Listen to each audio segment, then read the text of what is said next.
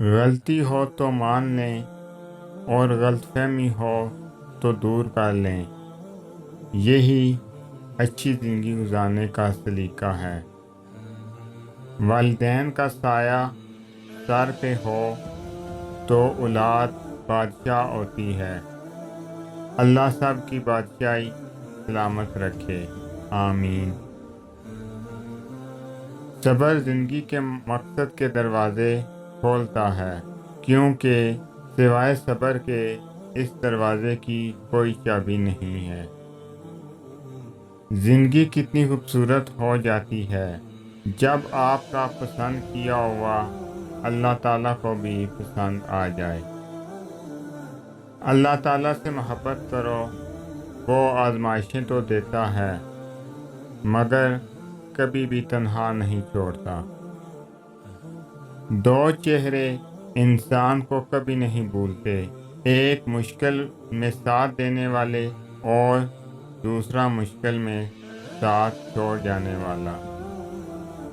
اس رب سے ڈرتے رہو جس کی صفت یہ ہے کہ اگر تم بات کرو تو وہ سنتا ہے اور اگر دل میں رکھو تو وہ جانتا ہے۔ لوگوں کو اس بات سے غرض نہیں کہ آپ خوش ہیں یا نہیں، انہیں فرق اس بات سے پڑتا ہے کہ آپ انہیں خوش رکھتے ہیں یا نہیں۔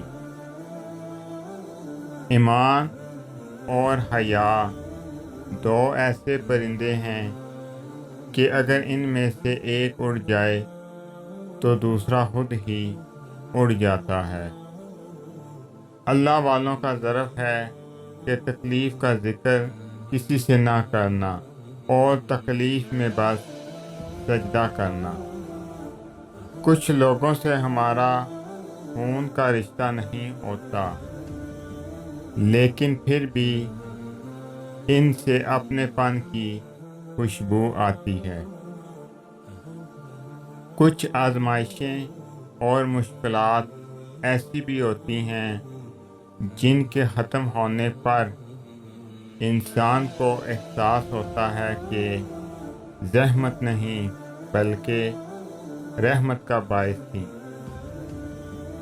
خوشیاں اگر پیسوں سے حاصل ہوتی تو یقین کریں کبھی کوئی غریب کا بچہ خوش نہ ہوتا۔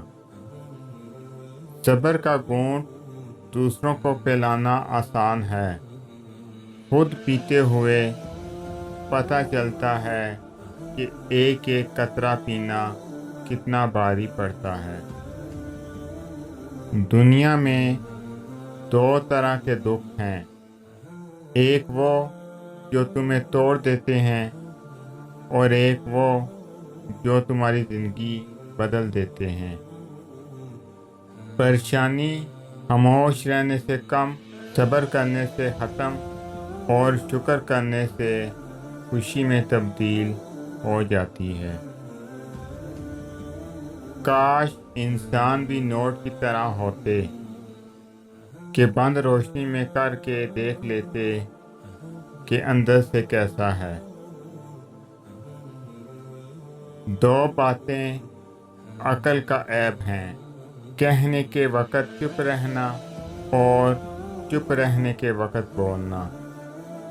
حضرت علی رضی اللہ عنہ نے فرمایا، ہمیشہ زندگی میں ایسے لوگوں کو پسند کرو جن کا دل چہرے سے زیادہ خوبصورت ہو۔ اگر آپ کو میری یہ ویڈیو اچھی لگے تو میری ویڈیو کو لائک کریں اور زیادہ سے زیادہ شیئر کریں۔ میں اسی طرح آپ کے ساتھ خوبصورت اسلامی اقوال لے کر آؤں گا۔ اللہ تعالیٰ آپ سب پہ اپنا خصوصی کرم فضل فرمائے، آمین۔ السلام علیکم ورحمۃ اللہ وبرکاتہ۔